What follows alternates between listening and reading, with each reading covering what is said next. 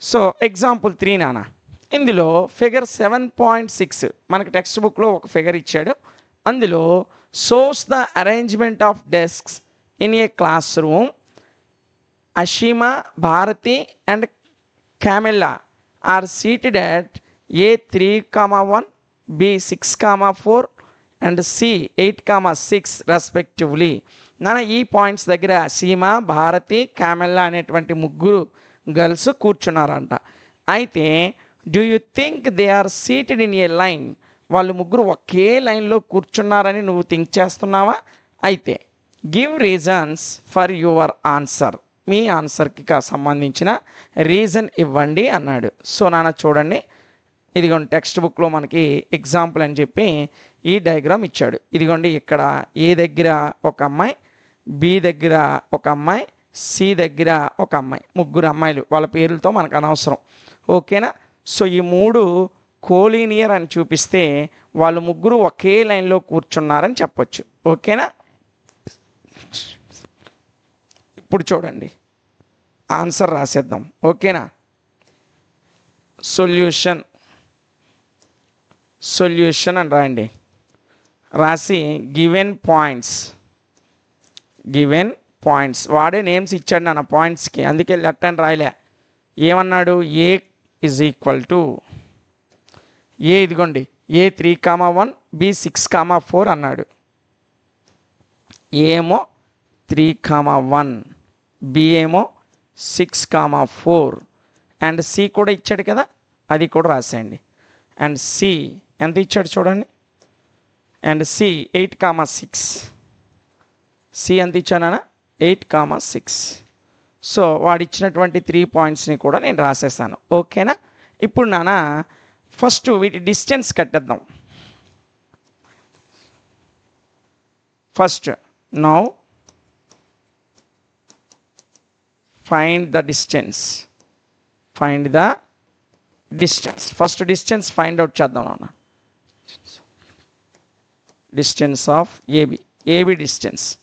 So AB is equal to root of x2 minus x1 whole square plus y2 minus y1 whole square. ఇదే కదా నాన్న distance formula. ఇప్పుడు మనం దేని distance కడుతున్నాం? ఏకి బీకి. ఇదేమో x1 y1 అవుతుంది, ఇదేమో x2 y2 అవుతుంది, ఓకేనా? సో ఇందులో రూట్ ఆఫ్ x2 ఎంత నాన్న? 6 మైనస్ x1 ఎంత నాన్న? 3 హోల్ స్క్వేర్, y2 ఎంత నాన్న? 4 మైనస్ y1 ఎంత నాన్న? 1 హోల్ స్క్వేర్, ఓకేనా? ఇప్పుడు జాగ్రత్తగా చూడండి. రూట్ 6 మైనస్ 3 ఎంత నాన్న? 3 పైన స్క్వేరు. 4 మైనస్ 1 ఎంత నాన్న? 3 పైన స్క్వేరు. సో రూట్ 3 స్క్వేర్ అంటే 9 ప్లస్ రూట్ 3 స్క్వేర్ అంటే 9. 9 ప్లస్ 9 ఎంత నాన్న? 18. 9 ప్లస్ 9 అంత 18, ఓకేనా? సో ఈ 18ని మనం ఎలా రాయొచ్చు? 9 ఇంటూ 2 అని రాయొచ్చా?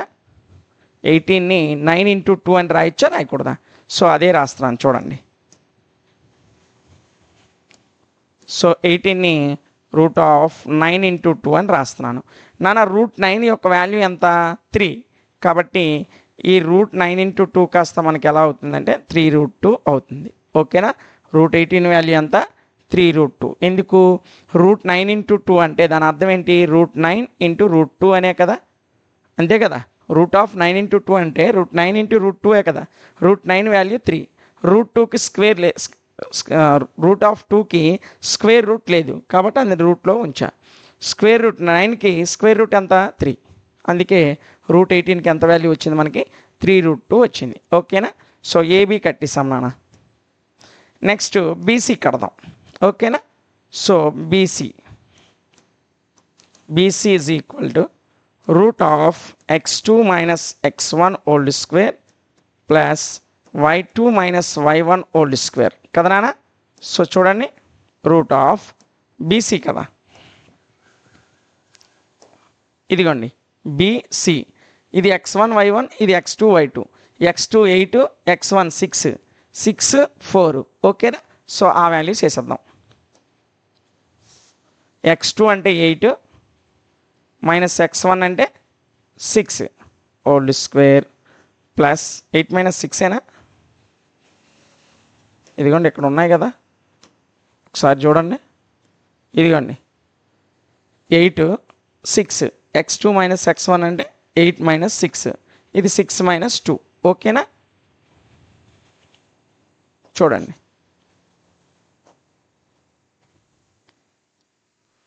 y2 6 y1 4 పైన స్క్వేర్. ఓకేనా, సో రూట్ ఆఫ్ 8 మైనస్ 6 ఎంతనా 2, 2 స్క్వేర్ ప్లస్ 6 మైనస్ 4 ఎంతనా 2, 2 square.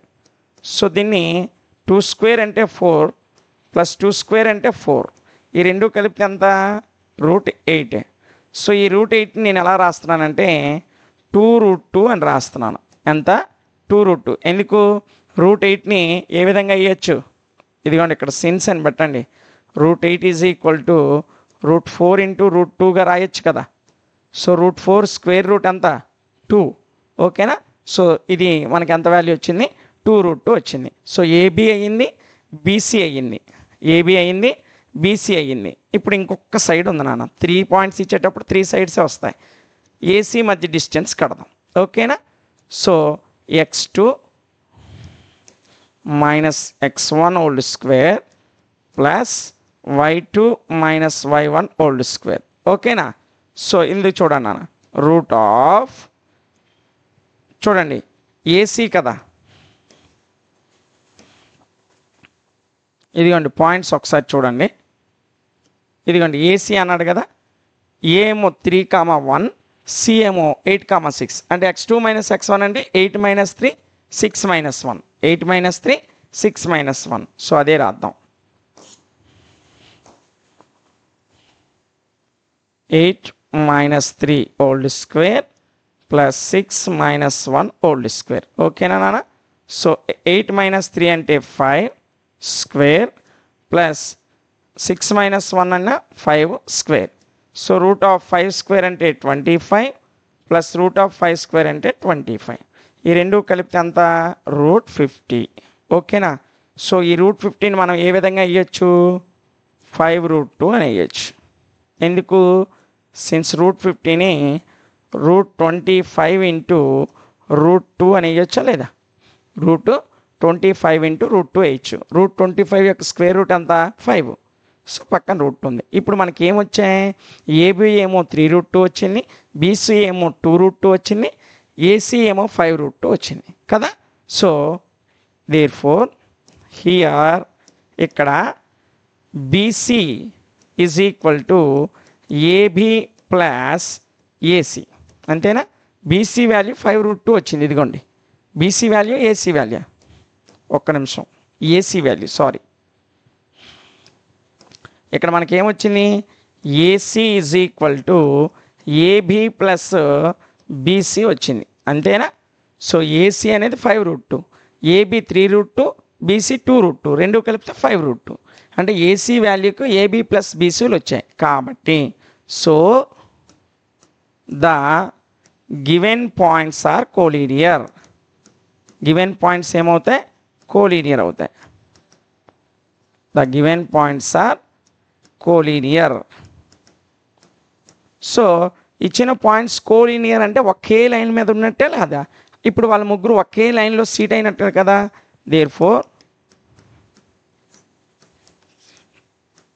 They are seated in a line, వాళ్ళందరూ కూడా ఒకే లైన్లో కూర్చున్నారు. ఎవరు, ఆ ముగ్గురు అమ్మాయిలు, కోలీనియర్ పాయింట్స్ కాబట్టి ముగ్గురు అమ్మాయిలు కూడా ఏ లైన్లో కూర్చున్నట్టు, ఒకే లైన్లో కూర్చున్నట్టు. ఇదిగోండి డయాగ్రామ్ చూడండి.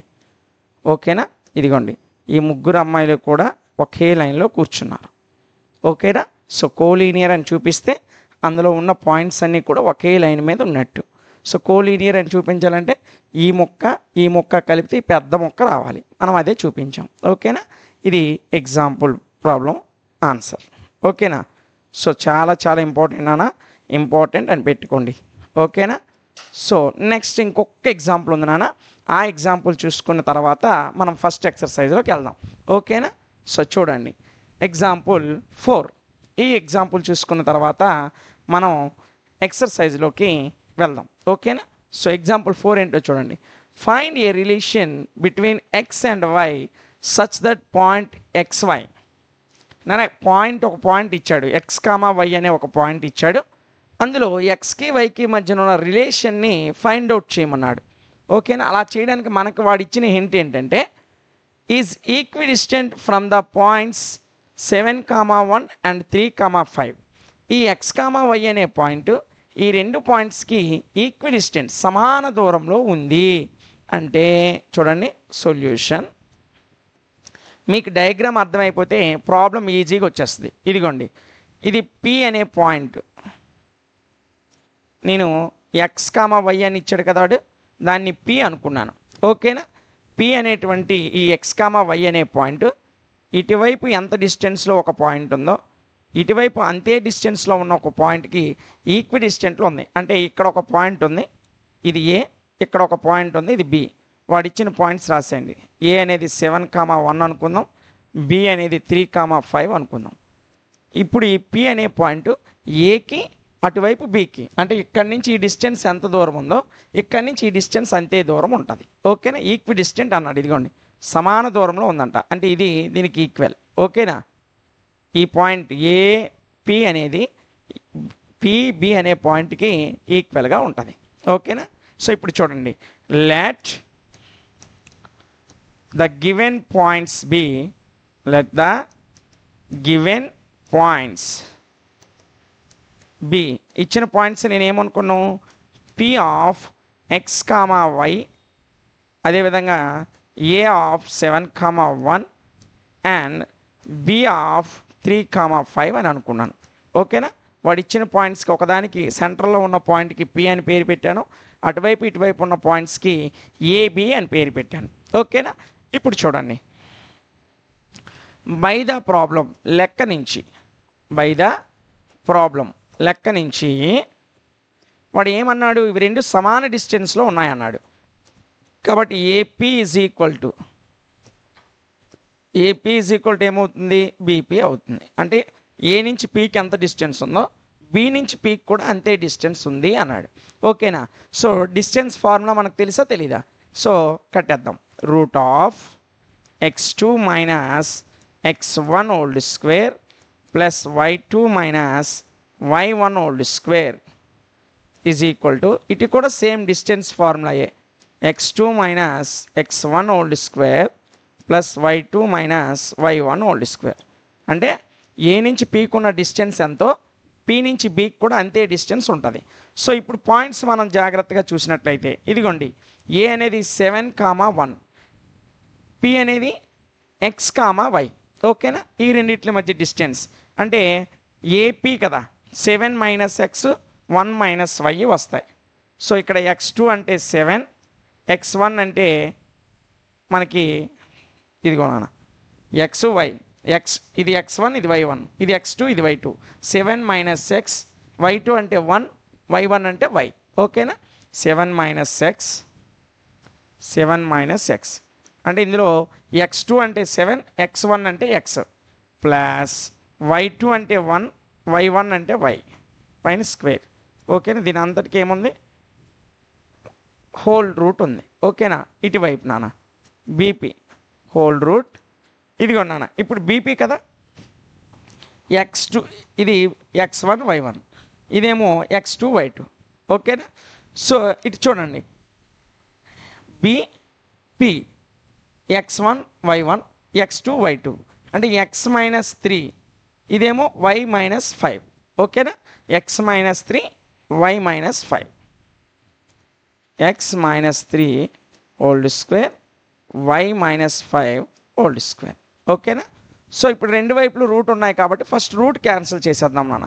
సో రూట్స్ క్యాన్సిల్ చేయాలంటే స్క్వేరింగ్ ఆన్ బోత్ సైడ్స్, రెండు వైపులా కూడా స్క్వేర్ చేస్తే రూట్ అనేది క్యాన్సిల్ అవుతుంది. సో ఆ రూట్స్ క్యాన్సిల్ చేయడానికి root of 7 minus X whole square plus 1 minus Y whole square, పైన ఇదిగోండి స్క్వేర్ కట్టాను, ఇటువైపు root of X minus 3 whole square plus Y minus 5 whole square, పైన స్క్వేర్ కట్టాను. సో ఈ స్క్వేర్కి రూట్కి క్యాన్సిల్, ఈ స్క్వేర్కి ఈ రూట్కి క్యాన్సిల్, అంటే ఇప్పుడు స్క్వేర్ లేకుండా మిగతా టర్మ్ అనేది మనకు వస్తుంది. ఓకేనా? చూడండి నాన్న. సో ఇక్కడ ఏం మిగిలింది?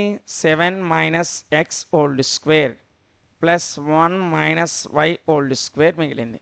ఇటువైపు x minus 3 whole square plus y minus 5 whole square. ఇవి మాత్రమే మిగిలాయి, రూట్లు పోయాయి. నాన్న ఇది ఏ మైనస్ బి హోల్ స్క్వేర్ రూపంలో ఉందా లేదా? ఏ స్క్వేర్ అంటే 7 స్క్వేర్ ప్లస్ బి స్క్వేర్ అంటే ఎక్స్ స్క్వేర్ మైనస్ 2ab అంటే 2, ఏ అంటే 7, బి అంటే ఎక్స్. ఇదిగోండి A square plus B square minus 2ab. ఇది ఏ మైనస్ బి హోల్ స్క్వేర్ ఫార్ములాలో ఉంది కాబట్టి ఆ ఫార్ములా ప్రకారం విడగొట్టాను. ఓకేనా? ప్లస్ మధ్యలో ప్లస్ ఉంది, ప్లస్ రాసా. ఇది కూడా ఏ మైనస్ బి హోల్ స్క్వేర్ రూపంలో ఉంది కాబట్టి ఏ స్క్వేర్ అంటే 1 స్క్వేర్ ప్లస్ బి స్క్వేర్ అంటే వై స్క్వేర్ మైనస్ 2ab అంటే 2 ఇంటూ 1 ఇంటూ వై 2ab. ఓకేనా?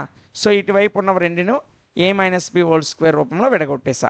ఇప్పుడు ఈజ్ ఈక్వల్ టు అని పెట్టి అటువైపు ఇది కూడా ఎక్స్ మైనస్ 3 అనేది a minus B whole square రూపంలో ఉంది. సో ఏ స్క్వేర్ అంటే x square plus B square అంటే 3 స్క్వేర్ మైనస్ 2ab అంటే 2 ఇంటూ ఎక్స్ ఇంటూ 3. ఓకేనా? 2 ఏ అంటే ఇక్కడ ఎక్స్, బి అంటే ఇక్కడ 3. ఓకేనా? సో ఇంకా రెండోది ఉంది అటువైపు ఏముంది? ఇది కూడా ఏ minus B స్క్వేరే. So a square అంటే వై స్క్వేర్, బి స్క్వేర్ అంటే 5 స్క్వేర్ మైనస్ 2ab. ఓకేనా? సో రెండు వైపులా ఉన్న ఇటువైపు ఉన్న రెండు టర్మ్స్ని ఏ మైనస్ బి హోల్ స్క్వేర్ లాగా కొట్టాం, ఇటువైపు ఉన్నవి కూడా ఏ మైనస్ బి హోల్ స్క్వేర్ లాగా విడగొట్టాం. ఓకేనా? ఇప్పుడు జాగ్రత్తగా చూడండి నాన్న, రాసేస్తున్నాను. 7 స్క్వేర్ అంటే 49 ప్లస్ ఎక్స్ స్క్వేర్ మైనస్ 2 7 జా 14 ఎక్స్ నాన్న ప్లస్ 1 స్క్వేర్ అంటే 1 ప్లస్ వై స్క్వేర్ అంటే వై స్క్వేర్ మైనస్ 2 1 జా 2 ఇంటూ వై 2y. ఓకేనా? ఈజ్ ఈక్వల్ ఇక్కడ ఎక్స్ స్క్వేర్ ప్లస్ 3 స్క్వేర్ అంటే 9 2 3 జా 6 into x 6x plus y square plus 5 square అంటే ఎంతనా? 5 స్క్వేర్ అంటే ఎంత?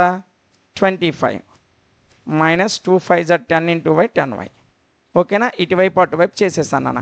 ఇటువైపు అటువైపు సేమ్ ఉన్నవి క్యాన్సిల్ అయిపోతాయి. సో క్యాన్సిల్ చేసేద్దాం. అలా చూడండి, ఇటువైపు ఒక ఎక్స్ స్క్వేర్ ఉంది, ఇటువైపు ఒక ఎక్స్ స్క్వేర్ ఉంది, క్యాన్సిల్. ఇటువైపు ఒక వై స్క్వేర్ ఉంది, ఇటువైపు ఒక వై స్క్వేర్ ఉంది, క్యాన్సిల్. ఓకేనా? సో ఇంకేమైనా కామన్గా ఉన్నాయా? ఏమైనా? ఇది 14x, ఇది 6x కాదు, ఇది 49 1, ఇది 9, ఇది 25, ఇది 10, అది 6, ఇంకేట్ లేవు కాబట్టి మిగతా అలాగా రాసేయండి. ఓకేనా? చూడండి నన్ను 49 ఇదిగోండి ఇక్కడ ఒక 1 ఉంది, కలిపితే ఎంత? 50 minus 14x minus 2y minus 2y. ఇప్పుడు అటువైపు పదండి, ఇదిగోండి ఇది 9, ఇది 25, రెండు కలిపితే 34 మైనస్ 6x మైనస్ 10y. ఓకేనా? సో అన్నీ ఇటు తీసుకొచ్చేయండి.